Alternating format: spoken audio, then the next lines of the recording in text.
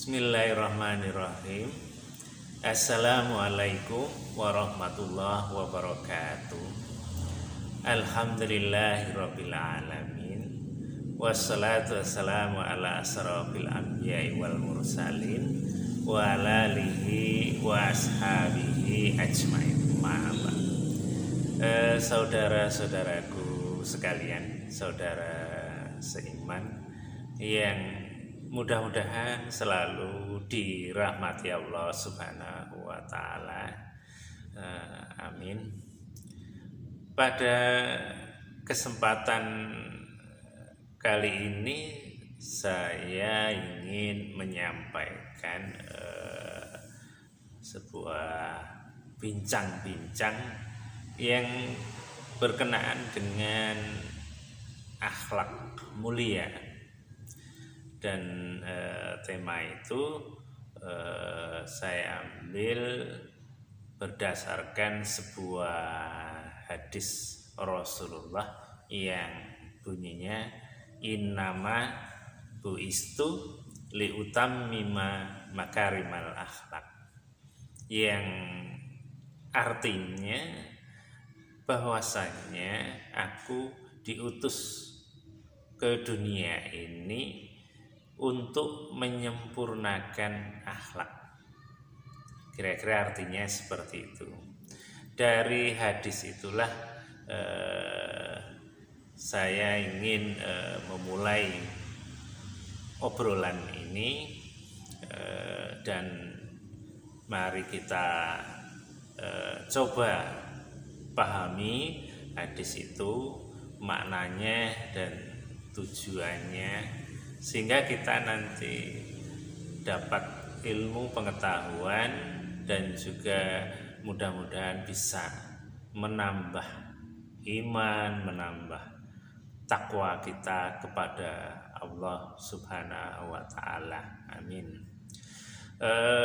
Tentang akhlak mulia yang ingin saya sampaikan ini karena ternyata memang akhlak mulia itu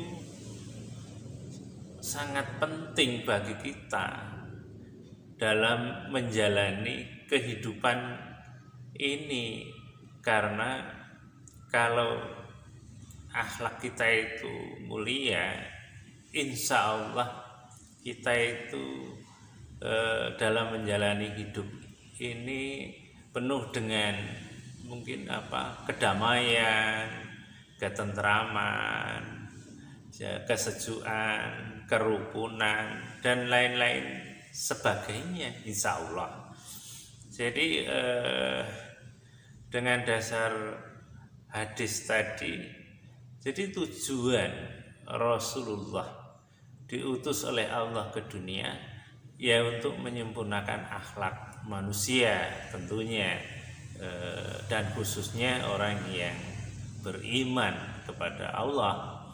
Jadi kalau kita coba uraikan atau diberikan contoh-contoh yang sederhana sehingga kita itu mudah untuk memahaminya.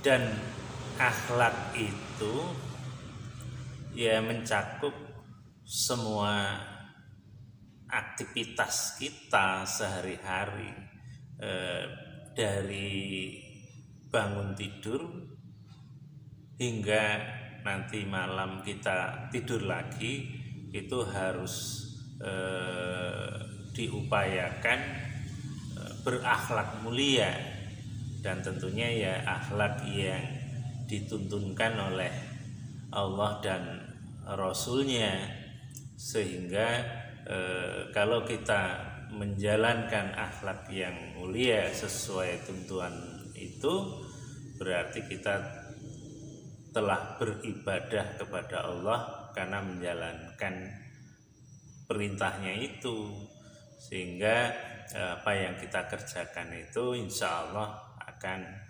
bernilai amal soleh kalau kita juga mengerjakannya dengan niat lillahi ta'ala, mencari ridho Allah. Insya Allah seperti itu.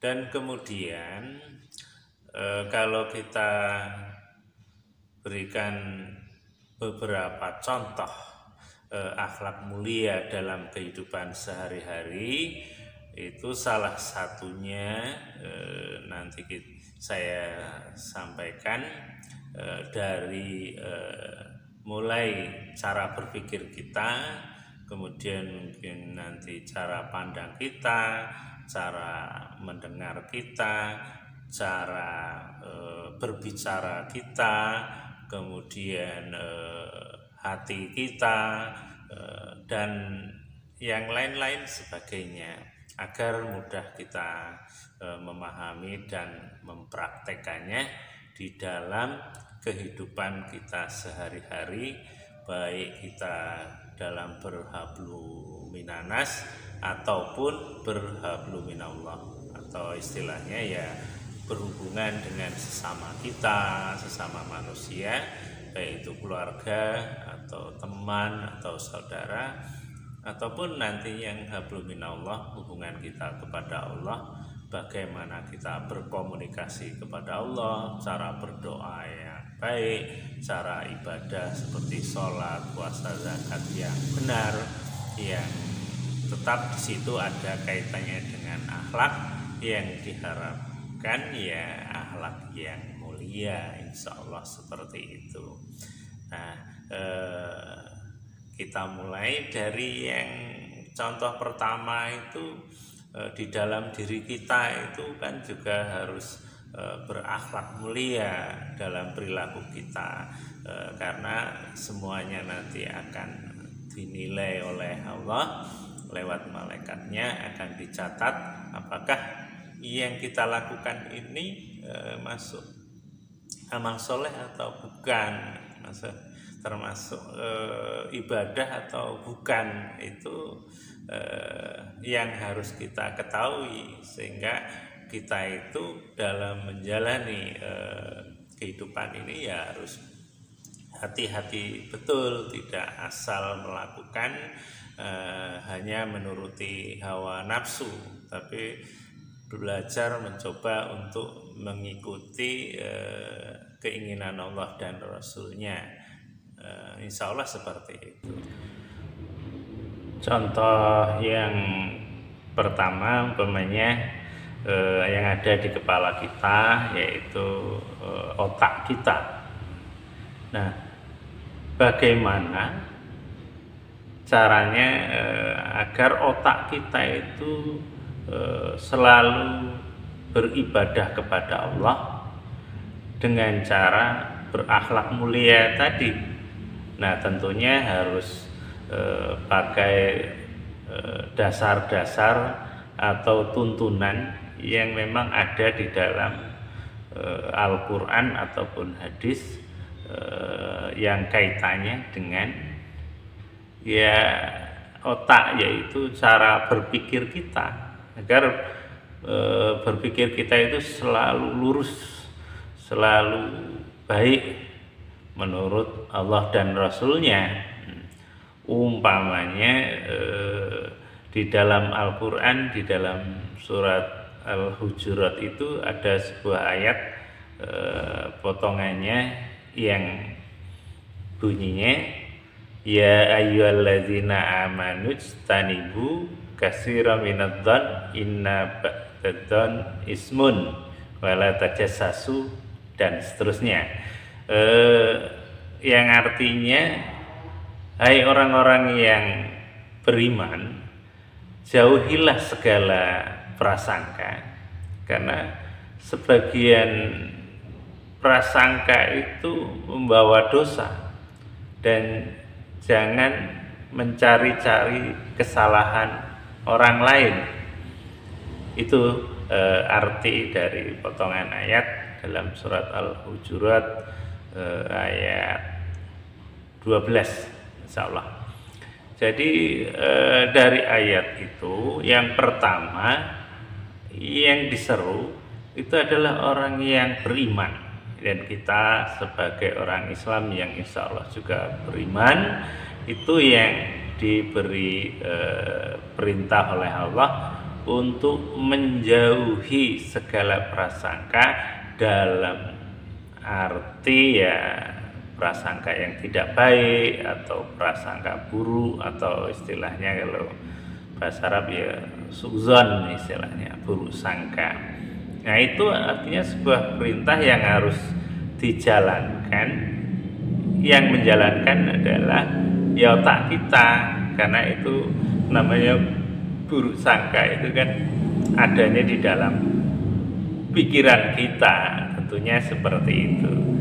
Sehingga kalau kita bisa menjalankan perintah itu, ya insya Allah itu sebuah akhlak mulia sebenarnya.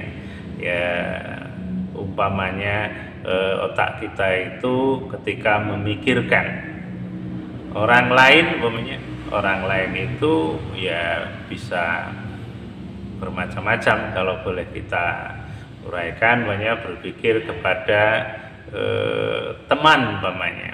Nah, bagaimana caranya kita itu dengan teman ya tidak curiga atau tidak memandang rendah atau mencela umpamanya dalam pikiran, karena namanya merendahkan atau mencela itu ya bisa saja dengan mulut kita, biasanya kan seperti itu, tapi bisa juga di dalam pikiran kita. Dan kemudian kepada istri atau anak umpamanya itu juga sama. Kalau kita tidak tahu ilmunya, mungkin kita di depannya bisa kelihatan baik, senyum, ramah umpamanya, tapi boleh jadi di dalam pikiran itu kita tidak demikian. Mungkin dalam pikiran itu bisa saja seperti yang dinyatakan oleh Allah tadi, bisa saja pikirannya mungkin buruk sangka, berpikir yang tidak. Padahal kalau kita itu mengingat ayat Allah yang lain di dalam surat Al-Baqarah ayat 284 itu kan ada ayat potongannya saja itu yang bunyinya wa in tubdu ma fi anfusikum au tuhuhu yuhasibkum bihillah, yang terjemahan bebasnya itu intinya apa yang kita nyatakan itu kita ungkapkan dengan kata-kata, ataupun yang tersembunyi di dalam hati kita itu niscaya ya Allah tetap menulis juga. Kalau itu baik ya insya Allah ditulis baik sebagai ibadah atau amal soleh, tapi kalau itu buruk ya tetap tercatat sebagai amal yang buruk atau dosa yang itu akan menjadi masalah bagi kita di akhirat itu, kalau dosa itu masih ada, masih tercatat, belum kita mohonkan ampun kepada Allah. Seperti itu sebenarnya. Maka kita tidak bisa berpikir sembarangan tanpa pakai ilmu, pakai dasar yang benar. Karena boleh jadi banyak di antara kita yang kadang terlihat nampak baik di luar, orang menilai itu baik, dia itu orangnya begini, tidak pernah marah, orangnya sabar dan lain-lain. Itu bisa saja terjadi seperti itu, tapi Allah lebih teliti siapa yang sebenarnya memang benar-benar baik dan yang tidak umpamanya. Jadi itu yang perlu kita ketahui. Jadi kembali kepada pikiran kita tadi, bagaimana caranya kita itu berpikir selalu baik. Paling tidak harus didukung dengan ilmu pengetahuan tentang agama yang lain agar pikiran kita itu selalu baik. Di antaranya apa? Bukankah istri atau anak atau suami atau lingkungan kita lah semuanya itu pada dasarnya itu nikmat dari Allah. Karena apa? Karena apa yang Allah berikan kepada kita atau kepada siapapun atau yang ada di dunia ini sebenarnya kan dari Allah. Dan kalau dari Allah tentunya sebuah kebaikan sebenarnya.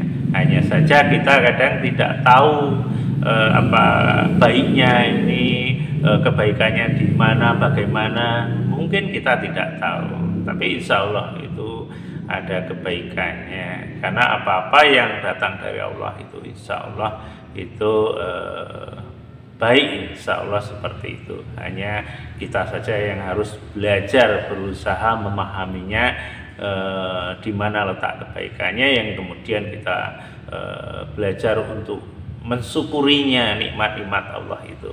Salah satunya yaitu tadi, umpamanya kalau kita berpikir tentang apakah itu anak, apakah istri, suami, atau tetangga, harus berpikir yang positif.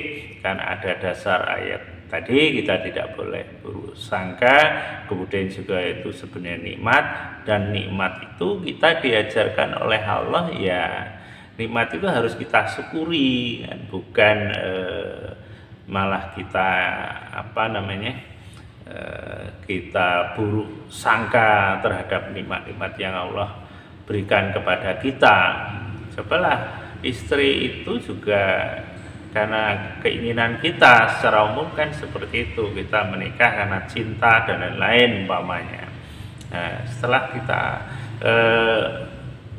punya istri itu ya harus kita syukuri tadi, sehingga Allah ridho dan pernikahan itu menjadi sebuah ibadah kepada Allah. Kemudian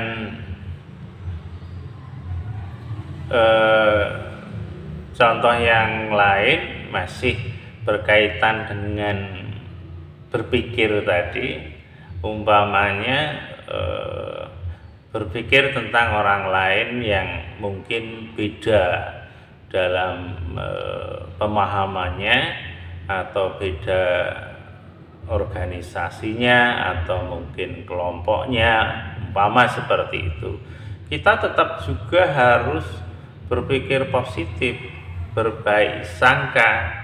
Umpamanya kalau dikaitkan dengan masih surat Al-Hujurat ayat 11 yang awalnya saja, di situ ada kalimat ya ayyuhalladzina amanu la yaskhar qaumun min qaumin asa ayyakunu khairum minhum, yang artinya hai orang yang beriman, janganlah kamu itu mengolok-olok saudaranya yang satu dengan yang lain, karena boleh jadi yang kamu olok-olok itu lebih baik. Kira-kira terjemah bebasnya seperti itu, yang biar mudah kita memahaminya. Jadi kita tidak boleh berburuk sangka kepada saudara kita yang seiman, walaupun memang ada perbedaan dalam pemahaman ataupun kelompok tadi, tapi kan tetap ketika saudara kita itu seiman, bersahadat, mengakui bahwa Tuhan itu ya Allah, kemudian nabinya ya Nabi Muhammad Rasulullah Shallallahu Alaihi Wasallam, dan juga ya sholat dan lain-lain, itu ya saudara kita. Kalau toh ada perbedaan itu juga sudah diterangkan dari ayat tersebut. Kita tidak boleh mengolok-olok ataupun merendahkan, karena boleh jadi yang menurut kita mereka itu kurang pas pemahamannya atau kurang dan lain-lain, itu kan menurut pandangan kita, tapi menurut Allah boleh jadi dia itu lebih benar atau lebih baik. Maka untuk itu, kalau kita tidak tahu, ya jangan buruk sangka, serahkan saja kepada Allah, karena yang paling tahu itu Allah. Sehingga kita tetap berbaik sangka kepada saudara kita, kan seperti itu. Artinya juga kalau umpama ya, selama ini kita itu kadang memandang yang beda itu tadi, terus selalu ada unsur buruk sangkanya, kemudian mencela atau merendahkan. Artinya kita itu sebenarnya malah bermasalah dalam hal ibadah otak kita. Kan sudah dari awal tadi saya sampaikan, ya, ibadah itu kan ya salah satu akhlak tadi ya, seluruh ya otak kita ya harus beribadah, kan begitu. Ibadahnya otak ya berbaik sangka, itu salah satunya.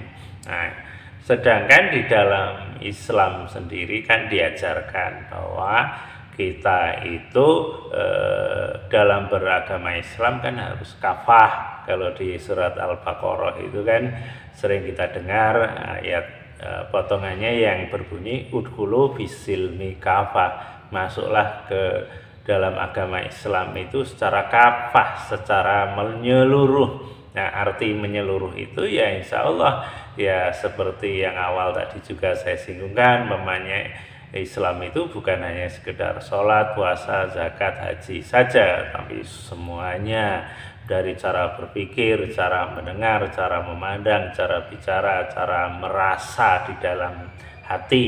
Ya, perasaan kita itu juga harus ditata, tidak ada atau tidak diperkenankan ada rasa sombong, merasa paling benar dan lain-lain sebagainya. Itulah ibadah-ibadah yang harus kita lakukan, sehingga disitulah terwujud sebenarnya ya akhlak yang mulia. Insya Allah kan seperti itu.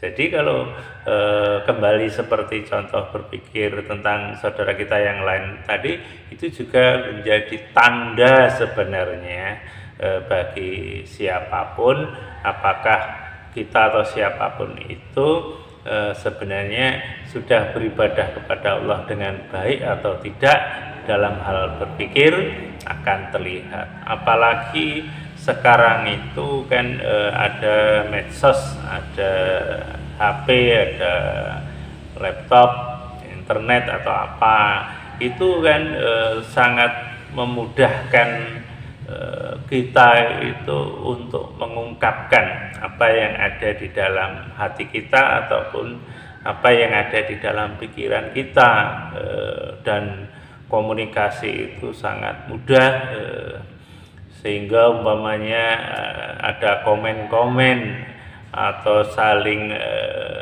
mengatakan si A mengatakan si B dan lain-lain sebagainya. Dan itu ternyata bukan hanya orang-orang awam saja biasanya, bahkan orang-orang yang ilmunya sangat luas, ilmu agamanya juga sangat luar biasa, sehingga kadang-kadang tanpa disadari ilmu yang luas itu bukan untuk mengajak orang itu ke jalan yang benar, yang lurus, kadang-kadang malah menjadikan sebagai alat untuk merendahkan orang lain. Jadi dicari-cari kesalahan orang lain, umpamanya itu bacaannya masih pletot-pletot, itu bacaannya salah, panjang pendeknya salah, itu harokatnya salah umpama, atau dalam hal pemahamannya itu pemahamannya ngawur, itu membodohi, macam-macam, ada yang seperti itu. Naudzubillah, janganlah kita itu, karena seperti yang juga saya sampaikan tadi, mereka saudara kita, mereka saudara seiman.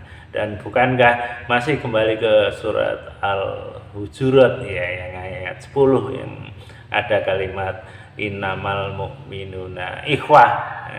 Allah mengatakan bahwa sebenarnya orang yang beriman itu saudara. Nah, itu harus kita camkan, harus kita tanamkan dalam hati dan pikiran kita ketika kita melihat saudara kita yang lain seiman, seagama, mendengar saudara kita tadi berbicara atau apa, tetap jangan ditinggalkan ayat Allah tadi bahwa kita ini saudara. Kalau kita itu saudara, ya bagaimana caranya? Dengan saudara kita itu harus tetap baik, ya kan? Bagaimana caranya? Kita itu juga menjalankan perintah Allah tentang silaturahim, tali silaturahim, ya kan? Seperti itu.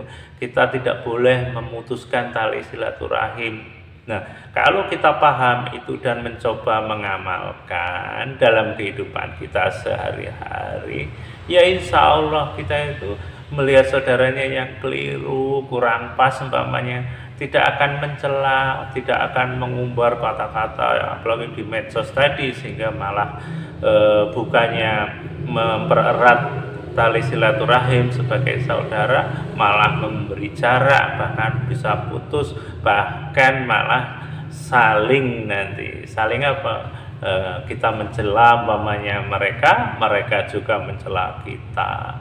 Akhirnya itulah menjadi fitnah yang luar biasa yang jangan sampai terjadi pada kita, insya Allah seperti itu.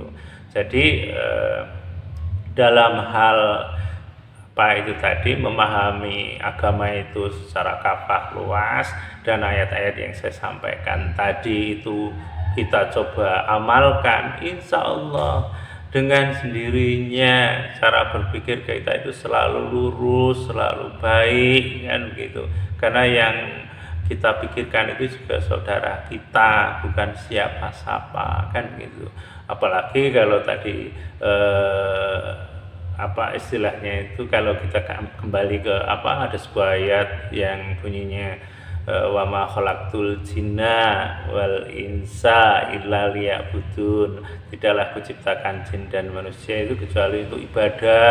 Artinya juga tadi otak kita itu berpikir bagaimana caranya, apa yang kita pikirkan itu ya ibadah, mikirkan apa saja itu ada unsur ibadahnya. Ibadahnya tak harus baik sangka, berpikir positif, umpamanya melihat orang lain seburuk apapun ya kita berpikir bahwa dia itu juga hamba Allah, ya juga apa ciptaan Allah, kan begitu. Jadi kita dengan seperti itu akan selalu berpikir baik, berpikir positif, insya Allah seperti itu. Itulah akhlak mulia insya Allah dalam hal berpikir.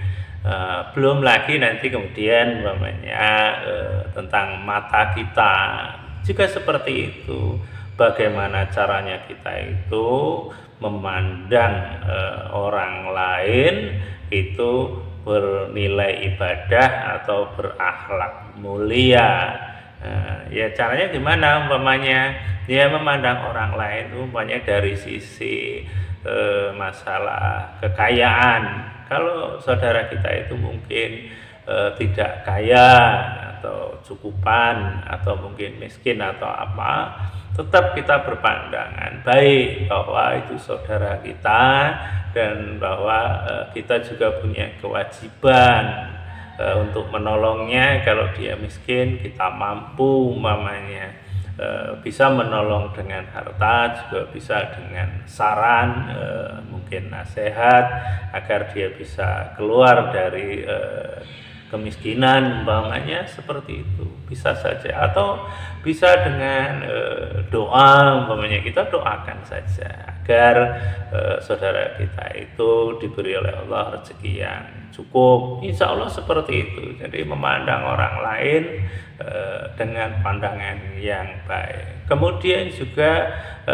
pandangan dalam arti cara pandang umpamanya, ya karena masih sama ya, hampir ada kesamaannya, sama memandang dengan mata secara langsung, ada yang memandang dalam arti pandangan tentang sesuatu umpamanya. Nah, kita juga ketika umpamanya ada orang lain punya pandangan atau pendapat lah istilahnya, kita juga harus belajar menghargai pendapat orang lain atau pandangan orang lain itu. Jangan sampai kita itu ya egois ya, maunya pandangan kita lah yang harus diterima, yang benar, sedang yang lain tidak. Nah, itu tidak berakhlak mulia kalau seperti itu. Makanya ada istilah memandang sebelah mata, ya kita ya tidak boleh memandang orang lain dengan pandangan sebelah mata. Kita memandang dengan ya dua-duanya dengan baik ya kan.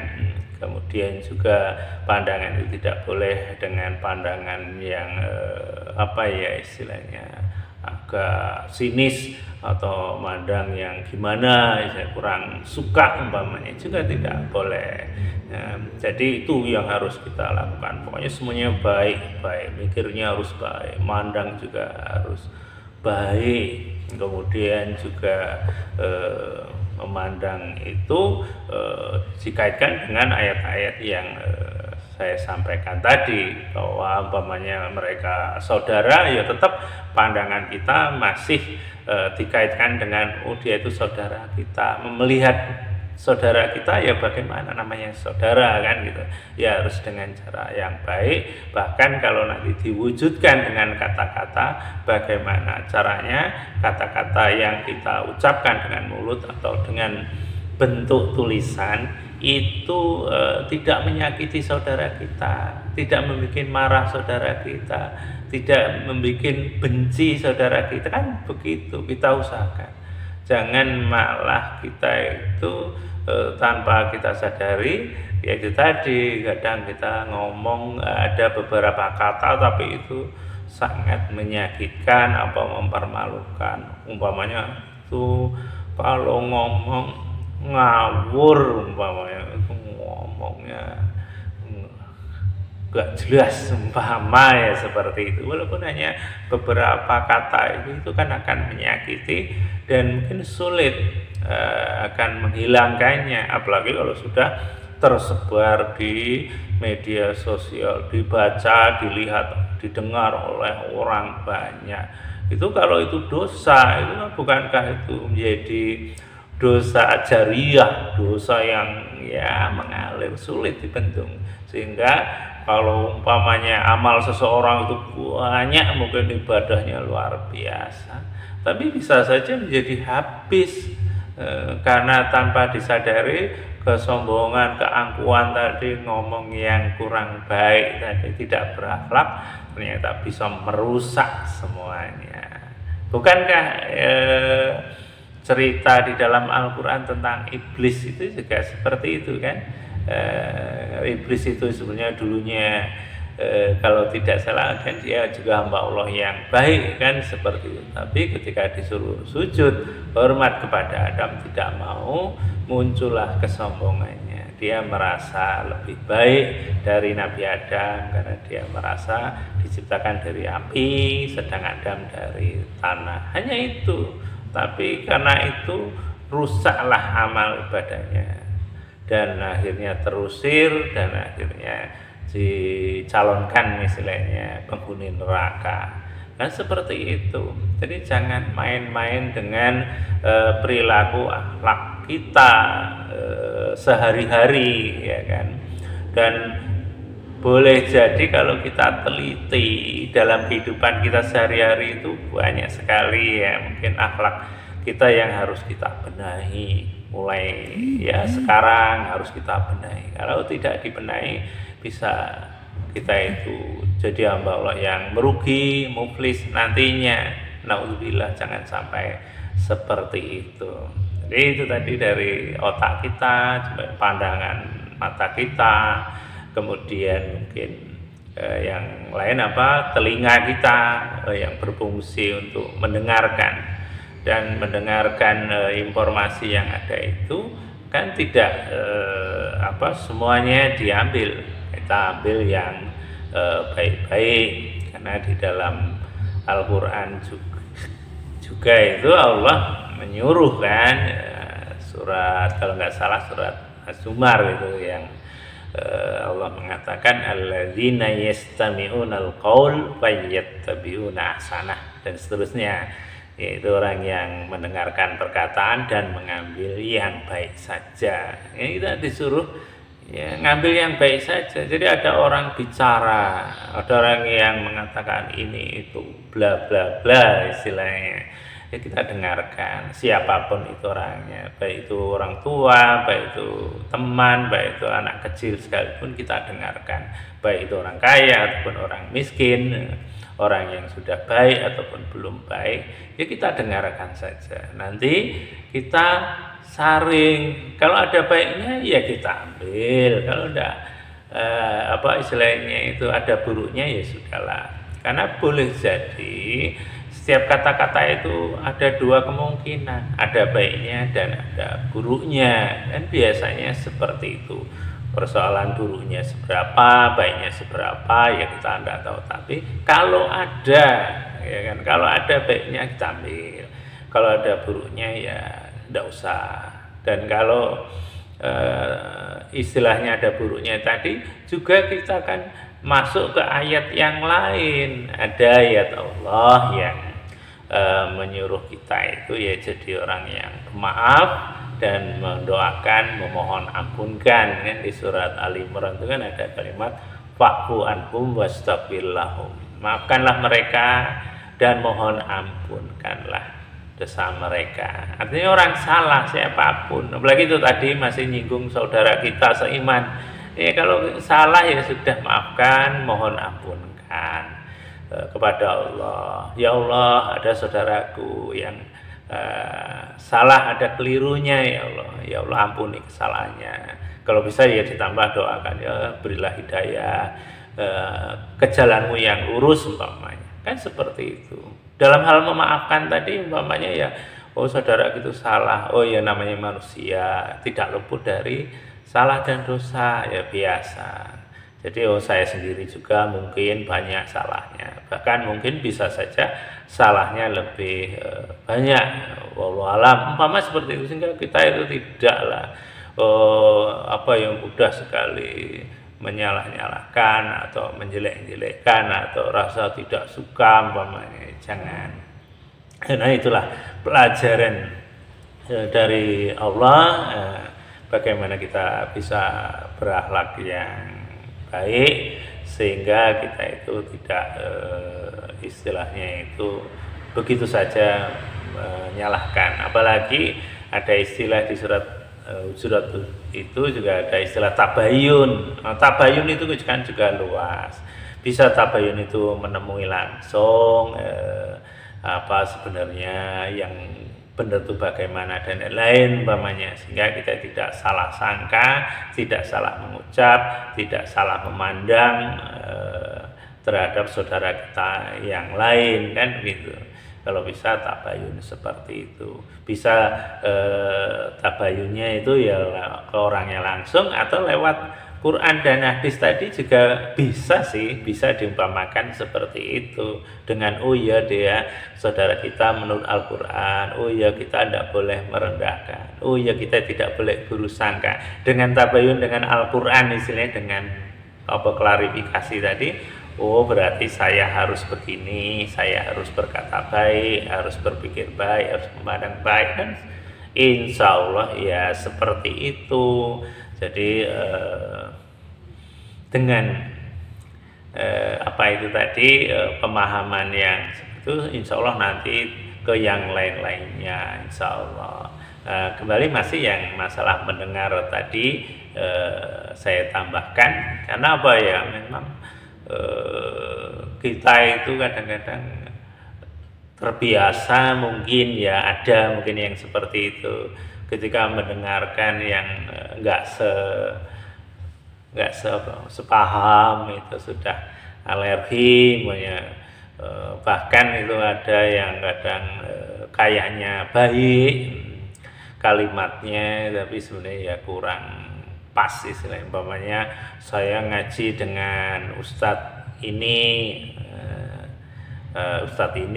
kalau yang ini saya tidak, kan begitu. Nah, itu kalau dikatakan di medsos itu kan apa maksudnya? Itu kan bisa menyakiti saudara kita yang lain, ya kan? Seakan-akan yang lain itu tidak baik kan, walaupun tidak, mulutnya tidak mengatakan itu tidak baik, tapi kan bisa menjadikan tanda ada sesuatu ya di situ. Makanya nggak perlulah seperti itu. Jadi kalau memang baik ya baik saja, kalau ada yang buruk tidak usahlah disampaikan di medsos itu yang menjadikan malah rusak amal soleh kita, juga rusak tali silaturahim kita dan lain sebagainya. Insya Allah seperti itu. Nah, kemudian ya, mulut ya, walaupun sebenarnya yang lain-lain, mungkin hidung juga sama, ada bagaimana caranya kita itu menggunakannya kan dengan baik dan berakhlak. Tapi kalau mulut tadi ini yang banyak yang membuat persoalan yang istilahnya sederhana bisa menjadi rumit, yang rukun bisa menjadi tidak rukun, umpamanya ya gara-gara mulut. Bahkan ya ada ungkapan umpamanya mulutmu harimaumu kan begitu. Ada ungkapan lagi salamatul insan bilisan, ini selamatnya manusia itu ya ketika dia bisa menjaga lisannya kan gitu. Masih banyak lagi yang kaitannya mulut yang harus hati-hati kita menggunakannya. Nah, lidah tak bertulang katanya. Nah, itu juga akhlaknya gimana ya, pokoknya kalau di hadis itu ada kalimat kul khairan aw liyasmut, berkatalah yang baik atau lebih baik diam, kan seperti itu kan jelas sekali. Jadi kita itu ya boleh berkata apa saja sih, boleh, kecuali istilahnya yang baik yang bisa dikatakan. Tapi kalau buruk ya lebih baik diam, itu saja, kan seperti itu. Nah, itu artinya kaitannya akhlak tadi. Kalau yang kita katakan itu punya akhlak yang mulia, membawa manfaat bagi kita semuanya, ada unsur nasihat umpamanya atau dakwah, ya enggak apa-apa kan begitu. Tapi kalau hanya untuk mengorek-ngorek, mencela saudara kita yang lain, ya jelas itu kan buruk, itu kan menyakitkan, menyinggung orang dan lain-lain. Jadi sudah diam saja, enggak usah. Kalau bisa ya tadi maafkan dan doakan. Nah, itulah ya kadang kita itu tahu ilmunya, jadi prakteknya yang kadang terlupakan. Padahal itu ada ayat Allah yang mungkin kita sering dengar, yang bahasa kitanya Allah itu ya nggak senang lah atau murka kepada orang yang mengatakan sesuatu tapi dia sendiri tidak melakukan. Dalam arti apa? Yaitu tadi mungkin kita sudah tahu agama, sudah hafal Quran umpamanya, itu ya baik hafal Quran, tapi kok masih itu tadi umpamanya merendahkan atau mencela atau mencari-cari kesalahan saudara kita yang lain. Artinya dia tidak mengamalkan sebagian dari firman-firman Allah yang seharusnya diamalkan dalam kehidupan sehari-hari. Karena Allah nggak senang kalau orang mengatakan atau hafal tapi prakteknya tidak. Kan sama saja umpamanya kita mengatakan sholat itu wajib, menyuruh anaknya sholat umpamanya, dia sendiri tidak menjalankan, ya itu kan sama, tidak ada manfaatnya bagi dia, itu malahnya menambah dosa. Insya Allah seperti itu. Jadi itu dalam hal berbicara harus hati-hati bagaimana cara ibadah dalam bentuk pembicaraan itu bisa diterima oleh Allah menjadi amal yang soleh. Ya, diantaranya harus memenuhi beberapa syarat tadi kalau dikaitkan dengan Al-Quran dan hadis. Kalau hadis tadi kan mengatakan ya katakanlah yang baik atau diam, artinya yang baik saja yang dibolehkan, dikuatkan di dalam Al-Quran, di dalam surat Al-Baqarah, potongannya itu di ayat berapa itu, 83 kalau nggak salah, yang bunyinya waqulu linnasi husna, dan berkatalah kepada manusia itu dengan perkataan yang baik. Subhanallah, coba kalau kita semua itu bisa menjalankan perintah Allah itu, masalah berkatalah yang baik, insya Allah itu kita itu hidupnya penuh kedamaian, ketentraman, ya, tidak ada iri, benci, mencela, merendahkan, mencari kesalahan orang lain, tidak. Karena kata-kata kita itu selalu baik, baik kepada siapapun, kepada manusia siapapun, baik yang sudah beriman ataupun tidak, mungkin tetap kata-kata kita baik, kan seperti itu. Jadi persoalan sekarang itu ada yang ribut, umpamanya sini mencela sana, sana mencela sini. Itu persoalannya salah satunya itu tidak bisa berkata yang baik, atau belum bisa menjalankan perintah Allah yang ada di dalam Al-Quran tadi, juga belum bisa menjalankan hadis Rasulullah tadi, yang Rasul mengatakan bahwa kita itu harus berkata yang baik atau lebih baik diam. Nah, kalau kita tidak mengamalkan, terus siapa yang mengamalkan? Dan kita kan tidak boleh menyepelekan perintah Allah dan Rasulnya. Jangan dianggap itu kecil, kan seperti itu. Karena kebaikan dan keburukan itu jelas beda.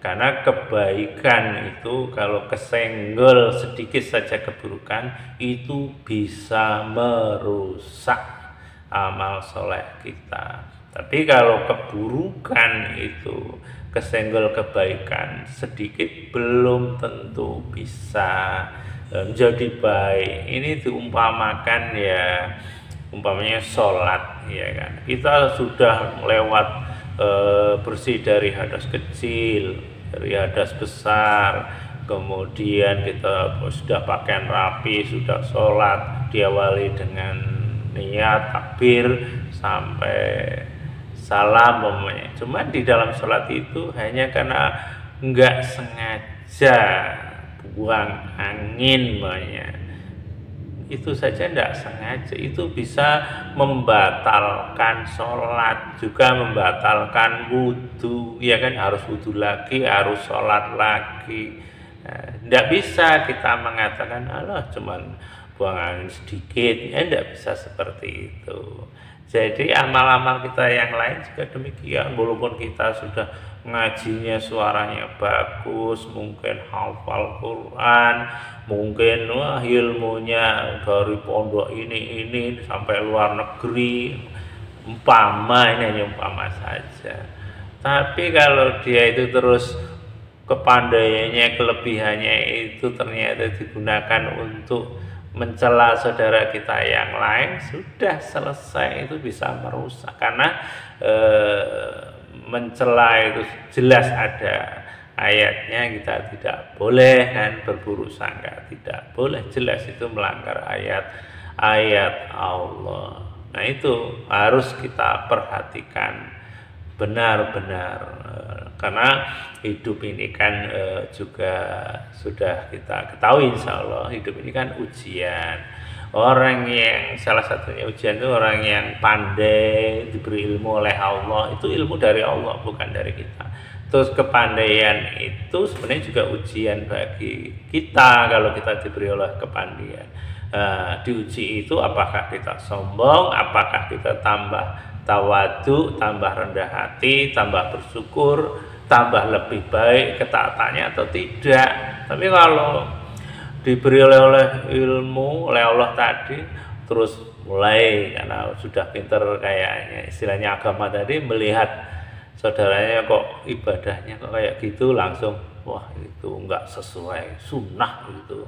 Apa itu umpama, walaupun mungkin di dalam hati ya tidak ngomong dengan yang lain, itu sudah akhlak yang tidak terpuji, ya kan. Karena pembicaraan tadi bisa diartikan dengan mulut, bisa dengan pikiran, bisa di dalam hati. Tapi intinya bicara, yang tadi juga saya sampaikan bahwa pembicaraan kita yang keluar dari mulut kita ataupun disimpan di dalam hati itu tetap tercatat, tertulis. Nah, kalau dicontohkan lagi, umpamanya ketika sholat jadi makmum, umpama itu, karena kita ilmunya sudah ya banyak, umpama itu lihat imam bacaannya kok panjang pendeknya keliru atau makhrajnya kurang pas, itu bisa saja kita jadi makmum tidak kusuk karena ya, ada unsur merasa lebih pintar, lebih ngerti tadi. Dalam hati bisa saja, wah kayak gini kok jadi imam, wah ini payah ini, umpama ada pikiran yang enggak ya sudah, itu bisa merusak amal ibadah kita kepada Allah. Itulah akhlak mulut ya yang harus kita jaga, ya kan. Nah, apalagi kalau dikaitkan dengan ghibah. Ghibah itu ngomongin kejelekan orang, atau dikaitkan dengan kita itu mudah terpancing isu, walaupun isu itu mungkin ya benar sih, tapi bukan berarti isu yang benar memang ada itu terus kita sikapi jadikan omongan yang tidak umpamanya. Oh ya biasa sih kalau kita kadang ada orang besar atau siapa pejabat atau apa ngomong yang mungkin itu kurang baik ya. Tapi bukan berarti ketidakbaikan saudara kita yang punya posisi itu terus jadikan alat bagi kita untuk ya bahan ngomong yang tidak baik kan, ya tidak, apalagi dicampur dengan emosi umpamanya, walaupun atas nama agama Islam itu tidak begitu, mosok begini ya, umpama dengan emosi, padahal Islam itu kan nggak ngajarkan namanya emosi. Di surat Ali Imran itu kan ciri orang yang masuk surga, ciri salah satu atau syarat istilahnya yaitu wal kadhiminal ghaid, yaitu menahan marah atau emosi.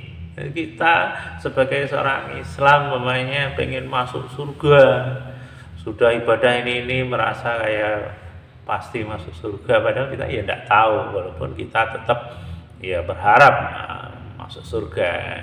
Itu sebuah pilihan, nggak ada yang lain pilihan yang baik kan gitu. Tapi kalau perilaku kita masih emosi dan tidak sesuai dengan persyaratan yang diberikan oleh Allah tadi, surga itu diberikan untuk orang yang takwa, uiddat lil muttaqin, salah satunya orang yang menahan marah. Nah, kalau syaratnya tidak terpenuhi, bagaimana kita mau masuk surga? Kalau kita sudah emosi, menyampaikan kebenaran dengan emosi, itu kan mirip juga sebenarnya kayak seperti orang sholat, ya kan? Kalau ustadz cerita itu hanya untuk candaan, umpamanya berjamaah sholat, di sampingnya itu malah ngobrol umpamanya dengan temannya. Pokoknya kita menegur, pokoknya jangan ngobrol, sholat kalau ngobrol batal. Itu kira-kira yang ngomong seperti itu apa dapat pahala, apa sholatnya malah juga ikut rusak, ya kan seperti itu. Jadi sebuah kebaikan itu juga harus disampaikan dengan baik juga ya. Kalau dalam sholat terus ngomong seperti itu, ya dia juga tidak baik. Artinya apa? Kalau ada isu-isu yang heboh, yang ini keliru, ini terus kita juga menanggapinya dengan dasar dalih agama, tapi emosi. Itu dasar kurang ajar, itu orang gila. Islam kok dibegitu gini, umpama itu. Nah, itu kita jadi salah juga. Maka kita tetap berusaha bagaimana mensikapi ya isu itu tetap dalam posisi lurus di jalan Allah. Paling tidak kita ya tabayun tadi, atau kalau belum tahu ya kita tidak nambah-nambah kalau boleh ya ditambahi dengan ayat yang lain tadi, kita maafkan, kita doakan, kita sampaikan kepada orang lain, umpamanya oh mungkin dia itu maksudnya bukan itu, oh kalaupun toh salah ya kita doakan saja agar dia itu bisa dapat hidayah dari Allah, umpamanya kan seperti itu. Jadi bukan malah kita itu menjadikan masalah itu tambah rumit, tambah kita juga ikut dosa, tambah bisa tanpa kita sadari kalau kita itu seseorang yang punya jabatan atau mungkin tokoh agama umpamanya. Kalau kita ngomong itu salah atau emosi tadi, nanti kan diikuti yang pengikutnya yang senang sehingga dianggap itu hal yang lumrah, yang manusiawi, dalam arti biasa, nggak apa-apa, nggak apa-apa. Umpamanya sepertinya tidak, ya kita harus jaga betul dalam bersikap, berbicara. Insya Allah seperti itu, karena yang biasanya terjadi kan seperti itu, hanya kata-kata yang mungkin entah kepleset, entah sengaja atau tidak, kita terpancing. Padahal kalau di ayat Allah di Furqan itu kan Allah sudah menyampaikan wajalna ba'dakum li ba'din fitnah tasbirun. Jadi kami jadikan antara satu dengan yang lain itu sebenarnya sebagai ujian, apakah kamu itu sabar. Jadi itu hanya ujian saja. Kita diuji, ada ujiannya yang menyenangkan, nikmat yang menyenangkan. Ada ujian yang ya nggak enak istilahnya, yaitu tadi mungkin kata-kata yang mungkin menyakitkan atau buruk atau apa. Nah, itu ujian. Apakah kita sabar? Artinya kalau kita sabar ya sudah, kita dengarkan, kita sikapi dengan baik. Kalau buruk ya kita maafkan, kita doakan. Kalau baik alhamdulillah, kita ambil baiknya itu. Kalau itu memang ada unsur ya suruh mengajak ke jalan Allah, kita bisa jalani ya kita jalani. Kan seperti sehingga hidup ini kan enak kan begitu. Dan Rasulullah sendiri kan memberikan contoh ya kan, itu sangat terkenal cerita itu. Rasulullah memberi makan seorang miskin, ya, orang Yahudi, tapi kata-kata orang Yahudi itu ya nggak baik, selalu ngata-katain Rasul ya yang nggak bener lah kan gitu. Tapi Rasul ya diam saja, tidak ngomen atau tidak jengkel, tidak. Tetap Rasulullah itu memberi makan dengan lemah lembut, dengan baik kan seperti itu. Jadi bisa memilah-milah. Dan diamnya Rasul ya insya Allah bukan diam begitu saja, karena Rasul itu yang mengamalkan ayat-ayat Allah tentunya. Umpamanya ayat Allah yang saya sebutkan tadi, wa'fu'an wastaghfirlahum, memaafkan, mendoakan. Boleh jadi di dalam diamnya Rasul ya maafkan, ya sudahlah, mungkin kan namanya orang belum ngerti kan, itu dibiarkan saja. Dan kemudian juga mendoakan, mudah-mudahan orang ini dapat hidayah masuk Islam. Dan ternyata kan benar, memang pada waktu Rasulullah masih hidup belum masuk Islam. Tapi setelah Rasul meninggal, menurut cerita itu kalau tidak salah, terus dia sadar, terus masuk Islam karena Rasulullah ternyata orangnya baik. Ya karena akhlak kan, karena akhlak. Padahal akhlaknya cuma diamnya itu salah satunya. Dia tidak marah dikata-katain kan, tidak benci, tetap berbuat kebaikan. Apalagi kita itu tahu bahwa sebuah kebaikan itu yang siapapun melakukan atau kita lakukan kepada orang lain yang baik kepada kita, itu ya baik. Tapi ya masih lumrah, ya biasa kita berbuat baik kepada orang lain yang baik kepada kita. Tapi yang luar biasa dan tidak mudah itu kita berbuat baik kepada orang lain yang tidak baik kepada kita. Ya, contohnya kayak Rasulullah dicaci, dimaki, tapi tetap Rasulullah berbuat baik dengan ikhlas, dengan tulus. Itu yang tidak mudah. Nah, artinya kita juga demikian. Kalau mendengar isu ini yang enggak enak, itu tetap kita berbuat baik kepada mereka, baik secara langsung ataupun tidak langsung. Yang tidak langsung tadi ya mungkin ya dari jauh ya kita maafkan, diam-diam kita doakan, ya kan. Kalau ada orang yang mengatakan si itu begini-begini dalam arti jelek, ya kita meluruskan, paling enggak meluruskan, jangan ngomong seperti itu, kita dosa umpamanya, kita ngomong yang baik-baik saja. Dia seperti itu mungkin ya karena boleh jadi belum tahu, atau boleh jadi dia ada masalah dan lain-lain, kan seperti itu, kita kan tidak tahu. Karena anggaplah kalau dikaitkan dengan perintah Allah, kita itu diperintahkan oleh Allah memaafkan dan mendoakan. Kalau ada orang yang keliru, ada yang salah, bukan diperintahkan untuk mencela, untuk mengorek-ngorek, menghina. Tidak ada itu. Kita hanya maafkan, mendoakan. Dan kemudian hati mulanya, ya hati itu ya isinya itu ya rasa, ya rasa yang baik umpamanya ya baik hati, rendah hati, tidak sombong, lemah lembut umpamanya, kan seperti itu. Dan kemudian kalau kita coba uraikan, karena itu mungkin luas ya, salah satunya ujub, bangga namanya. Dalam hati kita ada rasa bangga terhadap apa yang ada pada diri kita, ya itu kan tidak diceritakan kepada orang lain, bisa jadi seperti itu.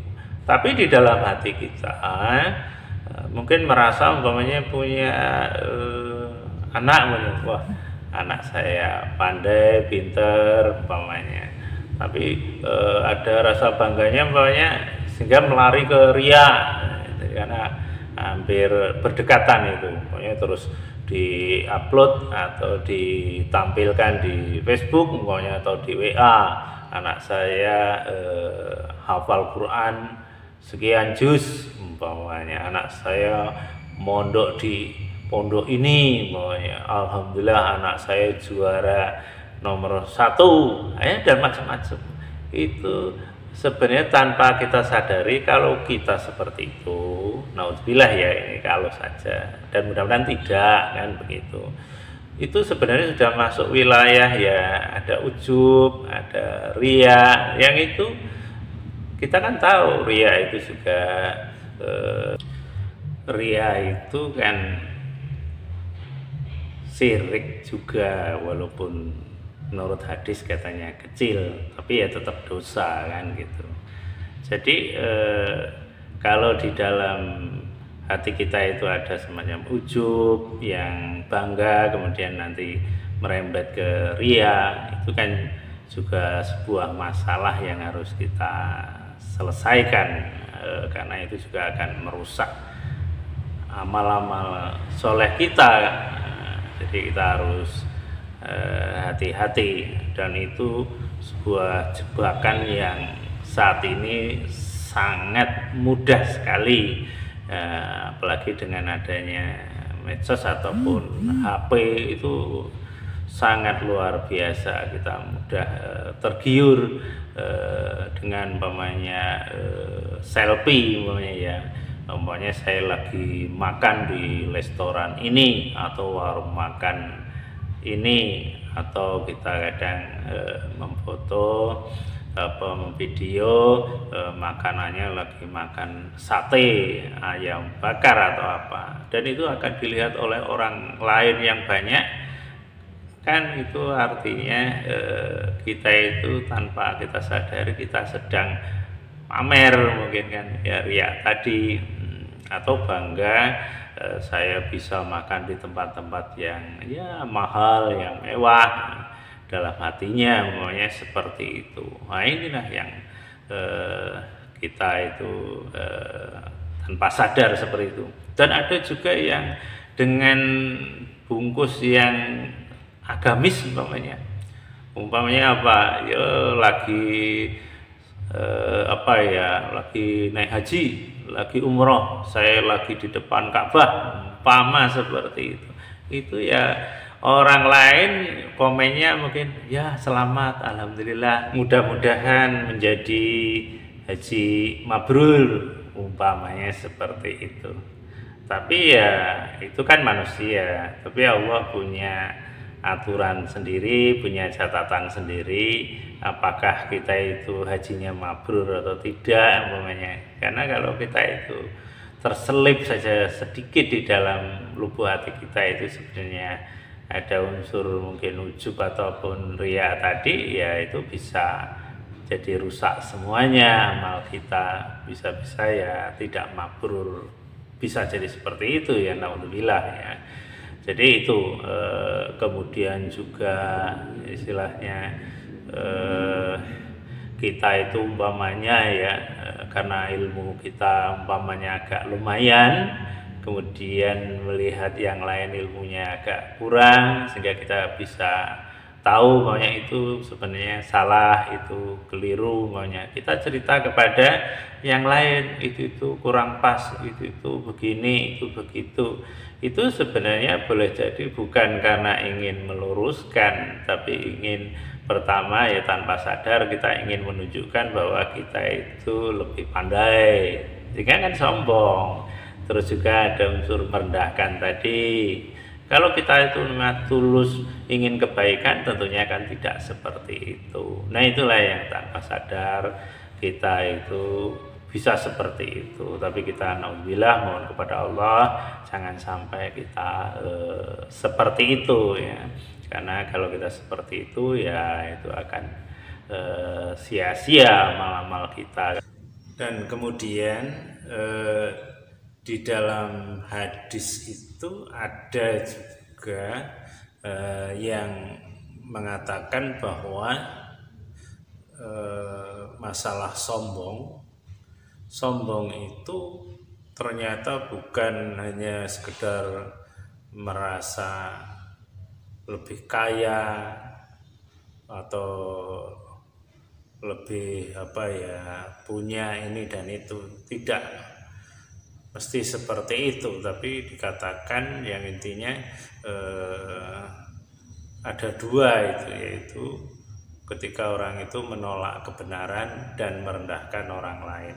Nah itu sombong ya, dan hadis itu menjelaskan bahwa kalau ada sedikit saja rasa sombong di dalam hati seseorang, maka dia masuk neraka, kira-kira seperti itu.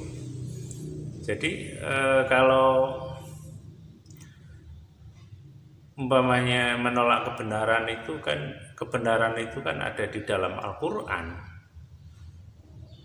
dan di dalam Al-Quran itu ya ribuan ayat itu ya kebenaran semuanya, insya Allah kan. Sebagai orang yang Islam beriman tentunya harus ya memahami itu.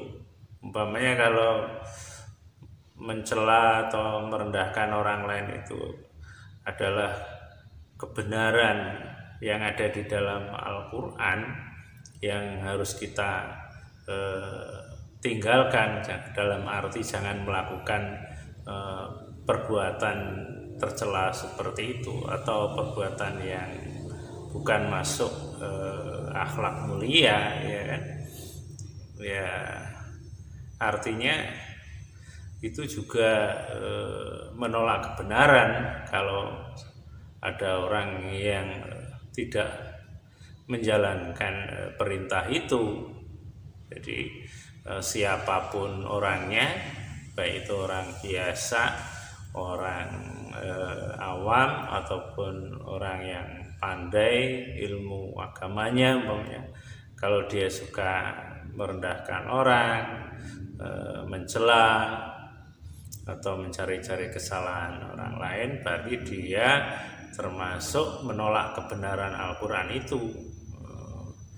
Karena sudah tahu orang yang ilmunya agamanya agak lumayan kan, ya seharusnya sudah tahu kalau itu tidak boleh kan, seperti itu. Berarti dia menolak kebenaran dan dia itu termasuk orang yang sombong. Apalagi ayat-ayat yang tadi saya sampaikan kan banyak istilahnya Nah, kalau diulang lagi, maksudnya kita harus berkata kepada manusia itu perkataan yang baik. Nah, ketika seseorang itu perkataannya tidak baik, dan apalagi orang itu orang yang ngerti tentang agama tadi, maka dia telah menolak kebenaran itu. Jadi sangat berbahaya sekali kalau kita itu berkata yang tidak baik atau merendahkan atau mencela orang lain, termasuk nanti itu merendahkan orang lain tadi sebenarnya apa ya istilahnya itu ya saling berkaitan dengan atau otomatis lah dengan merendahkan orang lain itu secara nggak langsung dia meninggikan dirinya sendiri kan seperti itu. Maka untuk itu kita harus berupaya sekuat tenaga istilahnya untuk memperbaiki perilaku kita, akhlak kita yang selama ini mungkin belum baik, yang kadang selama ini dianggap Islam itu ya kalau sudah pakai sorban, pakai peci, pakai sarung wis terkesan istilahnya itu sudah wah Islam betul, atau pakai koko atau berjenggot umpamanya kan tidak juga seperti itu.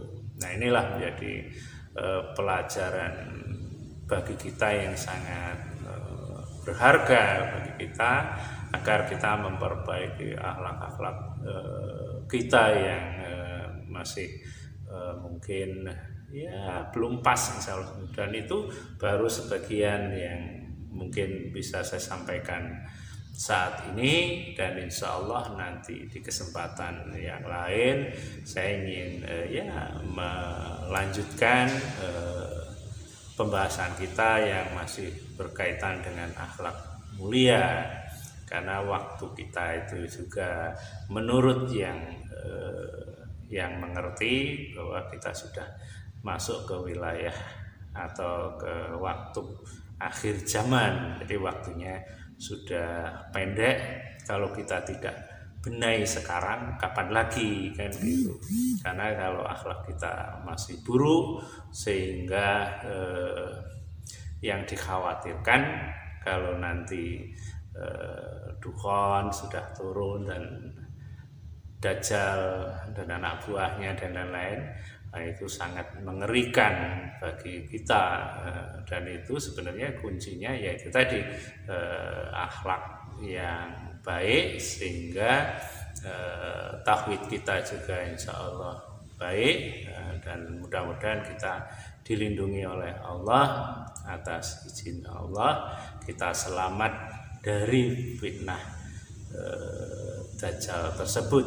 Nah, untuk itu mari kita perbaiki baik saudaraku sekalian atau saya sendiri, sama-sama kita belajar. Saya bicara seperti ini bukan berarti saya sudah pandai, sudah bisa menjalankan dengan baik. Insya Allah enggak seperti itu, saya juga masih belajar. Mudah-mudahan dengan seperti ini juga memberikan penyemangat bagi saya sendiri, insya Allah seperti itu. Nah, ini saja yang saat ini bisa saya sampaikan. Mudah-mudahan ini bermanfaat bagi kita semua, khususnya bagi saya sendiri. Dan kalau ada yang kurang pas, keliru, ya saya sebagai manusia kepada Allah saya mohon ampun, dan kepada saudaraku sekalian saya mohon maaf, dan saya akhiri. Assalamualaikum warahmatullahi wabarakatuh.